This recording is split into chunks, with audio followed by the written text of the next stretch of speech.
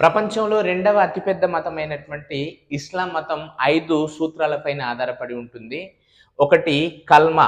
Okay. Kalma అంటే ఏంటంటే అరబిక్‌లో మొదటి పదాన్ని కల్మా అని పిలుస్తాం. కల్మా అంటే అల్లా ఒక్కరే దేవురని నమ్మే వాళ్ళని ముసల్మాన్లు అంటాం. దాన్ని కల్మా అని పిలుస్తాం. నమ్మని వాళ్ళని కాఫీర్లు అని పిలుస్తాం. రెండవదొచ్చేసి నమాజ్.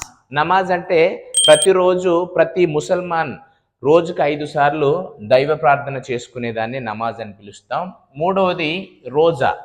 రోజా అంటే ఏంటంటే ఉపవాసం ఉండటం అని అర్థం. రంజాన్ మాసంలో, రంజాన్ నెలలో వీళ్ళు ఉపవాసం ఉంటారు. ఎందుకంటే ఉపవాసం ఉంటే ఆకలి విలువ తెలిసి వేరే వాళ్ళకి దానం చేస్తారని దాన్ని రోజా అని పిలుస్తాం. నాలుగవది జకత్ అంటాం. ఈ రంజాన్ మాసంలో 2.5% సంపాదించిన దాంట్లో 2-5% దాన ధర్మాలు చేయడం. హజ్ యాత్ర జీవితంలో ఒక్కసారైనా మక్కాని దర్శించుకోవాలనేది